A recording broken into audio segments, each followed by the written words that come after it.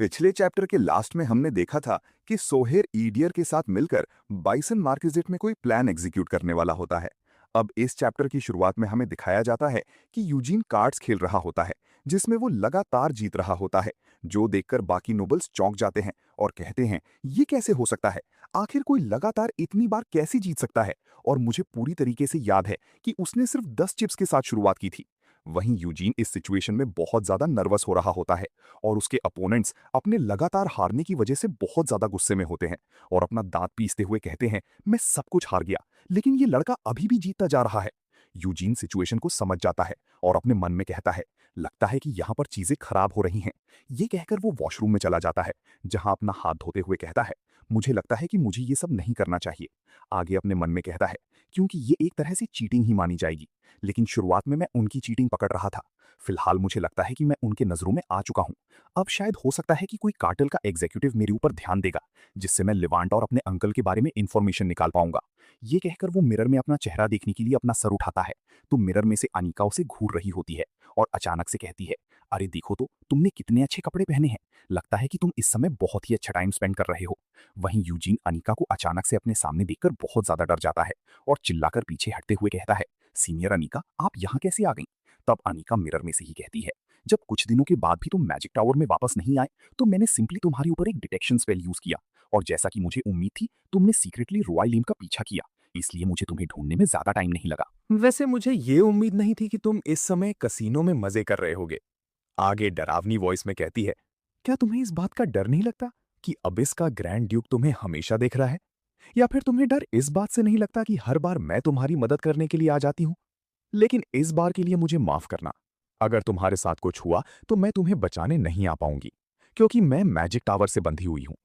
वहीं अनिका की धमकी को सुनकर यूजीन बहुत ज्यादा डर रहा होता है और फिर माफी मांगते हुए कहता है, मुझे माफ कीजिएगा सीनियर, लेकिन मेरे पास यहां आने का एक बहुत ही इंपॉर्टेंट रीजन है।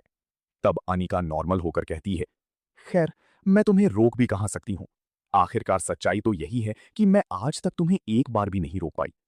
इसके बाद थोड़ा सीरियस होकर कहती है, हालांकि बात जब यहां तक आ ही चुकी है, तो तुम जल्दी से जाकर रॉय के साथ जुड़ जाओ, क्योंकि ऐसी जगह पर सिर्फ रॉय ही है जो तुम्हें अबिस से बचा सकता है।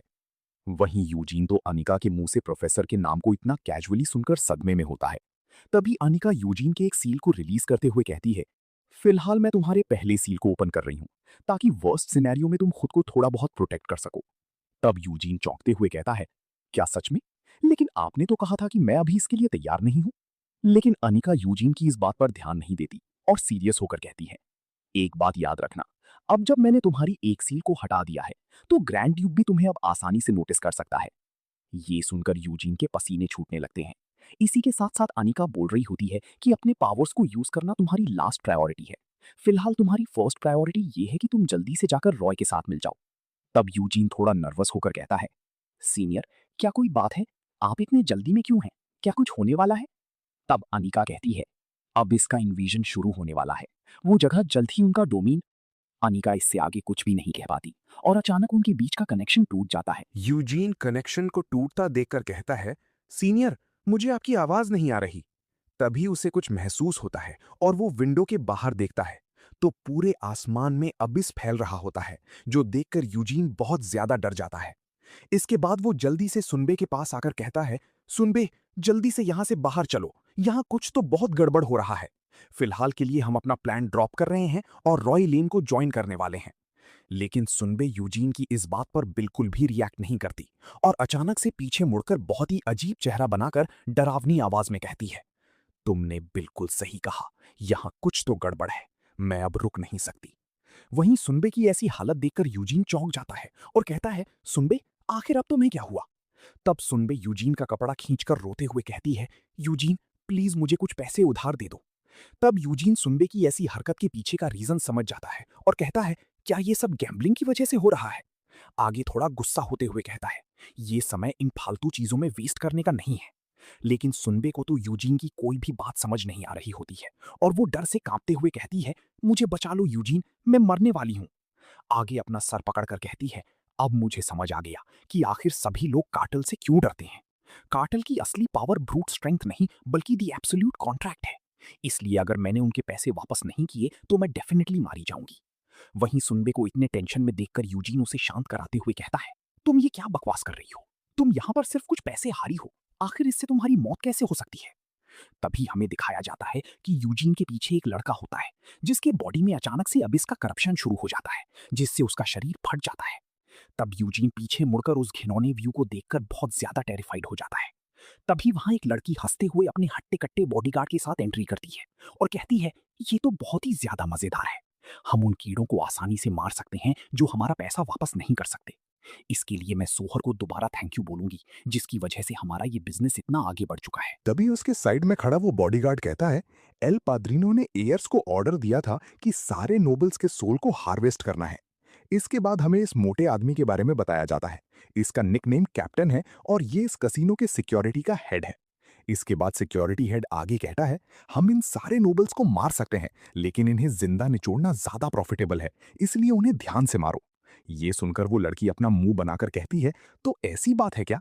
और अगले ही पल बहुत ही डरावने तरीके से हंसते हुए कहती है, तुम्हें इस बारे में चिंता करने की कोई जरूरत नहीं, क्योंकि हमारे पास पहले से ही बहुत सारे सोल हैं जिन्हें मैंने अपने पास गिरवी रखा है। तभी उस लड़की को वहां देखकर उस कसीनो के सारे वर्कर्स उसके सामने अपना सर झुकाकर कहते हैं, ग्रीटिंग्स एल कोनेहो। तब कोनेहो भी हंसते हुए उनसे कहती है, हेलो एवरीवन, हमारा बिजनेस आगे तो बढ़ रहा है ना? इसके बाद हमें इस लड़की के बारे में बताया जाता है कि इसका नाम एल कोनेहो है और ये इस कसीनो की ओनर है और ये कार्टेल के 5 एयर्स में से एक है। तभी यूजीन उस लड़की पर अटैक करने के लिए उसकी ओर भागने लगता है और चिल्लाकर कहता है, कार्टेल, आखिर तुम इंसानों की जिंदगी को इतनी हल्के में कैसे ले सकते हो? ये कहकर वो उस लड़की के ऊपर अपने आइस सोर्ड से अटैक कर देता है, जो देखकर एल कोनेहो थोड़ा शॉक होकर कहती है, अब ये क्या है? वहीं कसीनो के वर्कर अचानक से ये अटैक को देखकर कहते हैं, एल कोनेहो, क्या आप ठीक हैं? तभी वो सिक्योरिटी हेड कहता है, लड़के, यहाँ पर कोई भी बेवकूफी मत करना। इसके बाद हमें यूजीन को दिखाया जाता है, जो किसी वजह से चौंक गया होता है और अपने मन में कहता है, आखिर ये क्या हुआ? मेरी बॉडी काम क्यों नहीं कर रही? इसके बाद हमें दिखाया जाता है कि यूजीन का अटैक एक इनविजिबल बैरियर की वजह से रुक गया होता है। तब एल कोनेहो एक स्माइल करते हुए कहती है, ये तो बहुत बुरी बात है, रूलर को नुकसान पहुंचाना रूल्स के खिलाफ है। इसके बाद वो अपनी वर्कर से पूछती है, वैसे ये आदमी है कौन और क्या तुम लोग एक्सप्लेन करोगे कि ये इतनी आसानी से मूव कैसे कर पा रहा है? तब उनमें से एक फीमेल वर्कर डर से कांपते हुए कहती है, दरअसल बात यह है कि यहाँ पर सिर्फ उस लड़के ने ही चिप्स जीते हैं। ये सुनकर एल कनेहो डिसअपॉइंटेड होकर कहती है, क्या सच में? तुम लोगों ने उसे अच्छे से फेस तो किया था ना? अभी वो दोनों हाँ कहने ही वाली थी, तभी एल कनेहो एक अटैक करके उनका सर फाड़कर कहती है, अब मर जाओ। वहीं यूजीन तो ये देखकर अभी भी कुछ भी समझ नहीं पा रहा होता है और एल कनेहो से चिल्लाकर कहता है, आखिर तुम ये कर क्या रही हो? क्या तुम्हारा दिमाग खराब हो चुका है? तब एल कनेहो कहती है, क्या तुम्हें पता है, वो लोग कर्जे में थे और यहां पर कोई भी जो कर्जे में है वो मुझे अपनी सोल एक गारंटी के तौर पर देगा। यही यहां के रूलर का रूल है। ये सुनकर यूजीन गुस्से में कहता है, तुम लोगों की जिंदगी के साथ खिलवाड़ करती हो सिर्फ कुछ पैसों के लिए? ये सुनकर एल कनेहो स्माइल करते हुए कहती है, ओह, कुछ पैसे? इसका मतलब तुम जरूर बहुत ही अमीर होगे, लेकिन शायद तुम्हें नहीं पता, इस दुनिया में ऐसे बहुत सारे लोग हैं जो सिर्फ पैसे के लिए अपनी जान भी दे सकते हैं। ये सुनकर यूजीन कसीनो के चिप्स उठाते हुए कहता है, बकवास, ये सब बकवास है। एक कॉन्ट्रैक्ट जिसमें कर्जा देने वाला कर्जदार के सोल को ले सकता है, ये किसी बकवास से कम नहीं। ये कहकर यूजीन उन चिप्स को एल कनेहो के ऊपर फेंकते हुए कहता है, तो ठीक है, अब मैं खुद तुम सभी थग्स के साथ खेलूंगा। मेरा ऑफर यह है कि मैं सब कुछ पे करने के लिए तैयार हूं, यहां तक उनका कर्जा भी। बदले में मैं तुम्हें गेम के लिए चैलेंज करता हूं। ये सुनकर एल कनेहो बहुत ज्यादा खुश हो जाती है और हंसते हुए कहती है, ये लड़का तो सच में एक पागल है। इसके बाद सीरियस होकर कहती है, तुम अब अपनी बात से पीछे नहीं हट सकते। उसके ये कहते ही यूजीन को अपने पीछे कुछ महसूस होता है और हमें दिखाया जाता है कि यूजीन के पीछे एक बहुत ही बड़ा मॉन्स्टर अपीयर हो चुका होता है, जो यूजीन को अपने शिकंजे में ले रहा होता है। जिसे देखकर यूजीन अपने मन में कहता है, क्या ये वही इनविजिबल फोर्स है जो लोगों को यहां पर मार रही थी? और क्या सुनबे इस कॉन्ट्रैक्ट के बारे में बात कर रही थी? लगता है कि ये वही अबिस का मॉन्स्टर है। आगे उस मॉन्स्टर के बारे में सोचता है, कुछ हद तक ये मेरे लिए ही अच्छा है, क्योंकि अब उन्हें भी रूल्स को फॉलो करना होगा। और ये लड़की देखने से कार्टेल की एक हाई रैंकिंग एग्जीक्यूटिव लगती है। इसे जरूर लिवांट और अंकल के बारे में पता होगा, इसीलिए मुझे इसे हराना ही होगा। इसके बाद एल कोनेशो से कहता है, मुझे इससे कोई फर्क नहीं पड़ता, वैसे भी पीछे हटने का मेरा कोई भी इंटेंशन नहीं है। फिर उसकी ओर पॉइंट करके कहता है, इस गेम में तुम्हें खुद ज्वाइन करना होगा, इसीलिए अब इस गेम को अपने वर्कर्स पर मत थोप देना। ये कहकर यूजीन अपने मन में कहता है, मैं सभी के सोल को फ्री कराने के साथ साथ अंकल और लिवांट को भी ढूंढ लूंगा। तभी एल कोनेशो हंसते हुए कहती है, ठीक है, तुम्हारे साथ मैं खुद खेलूंगी। हालांकि ये बात याद रखना, रूलर ही रूल्स को बनाता है। एल कोनेशो के ये कहते ही सीन शिफ्ट होता है और हमें सोहेर को दिखाया जाता है, जो एक ऊंचे जगह से बाइसन मार्किसेट को देखते हुए कहता है, ये दुनिया ट्रांजैक्शन की एक सीरीज है, इसीलिए जो यहाँ ट्रांजैक्शन के रूल को कंट्रोल करता है वो इस पूरी दुनिया की हर चीज को कंट्रोल करता है।